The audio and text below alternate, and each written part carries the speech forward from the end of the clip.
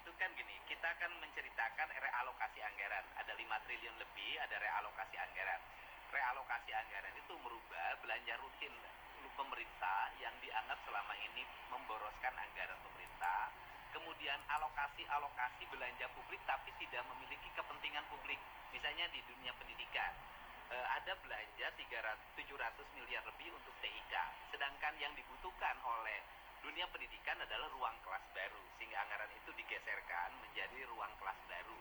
Kemudian ada belanja rutin perjalanan dinas pemerintah. Yang dibutuhkan oleh pemerintah hari ini adalah jalan raya, bukan perjalanan dinas, sehingga ada realokasi dari 700 miliar menjadi 2,4 triliun. Nah, kemudian ada sosialisasi yang biasa dibelanjakan oleh pemerintah. Yang dibutuhkan oleh masyarakat hari ini adalah banyaknya hampir 240 ribu rakyat Jawa Barat tidak punya listrik.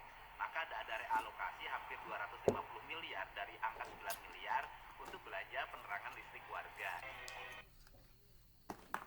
Kerja keras tiap hari biar bisa hidup layak, tapi tiba-tiba ekonomi goyah, politik kacau, dan masa depan gak jelas.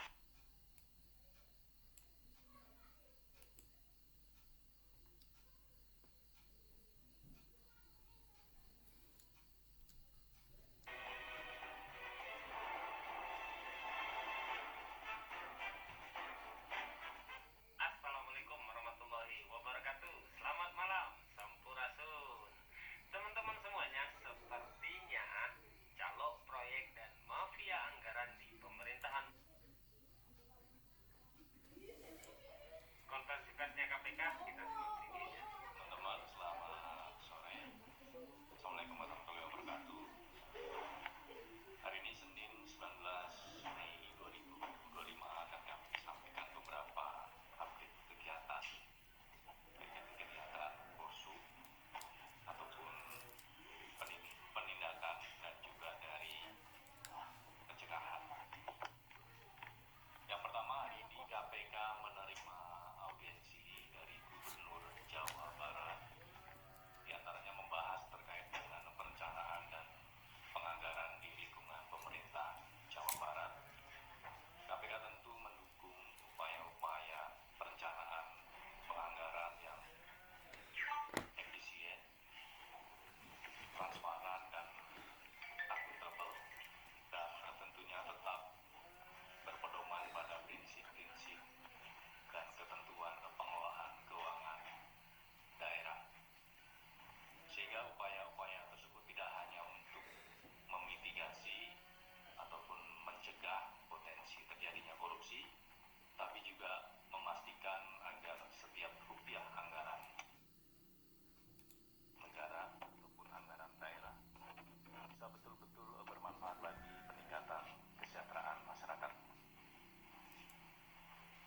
Nantinya KPK juga akan melakukan rapat koordinasi kepada seluruh kepala daerah di lingkungan Jawa Barat untuk kembali memetakan, karena tentunya setiap wilayah punya kekhususan permasalahan.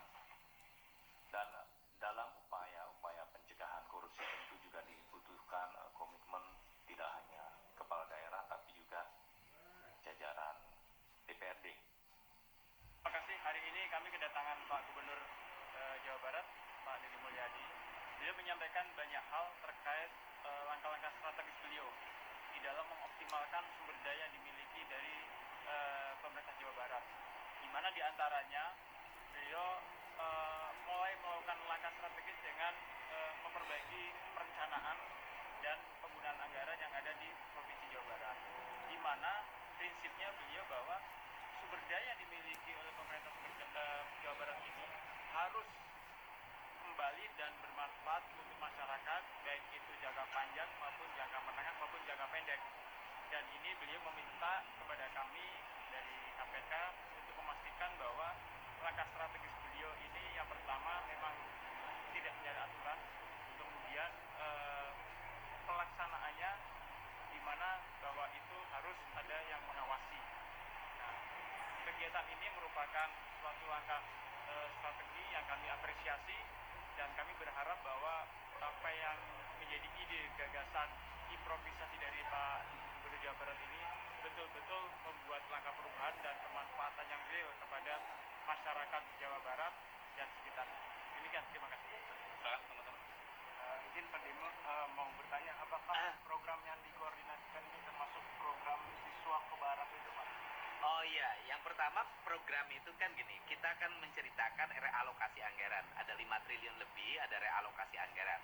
Realokasi anggaran itu merubah belanja rutin pemerintah yang dianggap selama ini memboroskan anggaran pemerintah. Kemudian alokasi belanja publik tapi tidak memiliki kepentingan publik.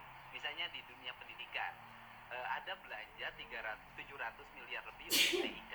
Sedangkan yang dibutuhkan oleh dunia pendidikan adalah ruang kelas baru, sehingga anggaran itu digeserkan menjadi ruang kelas baru.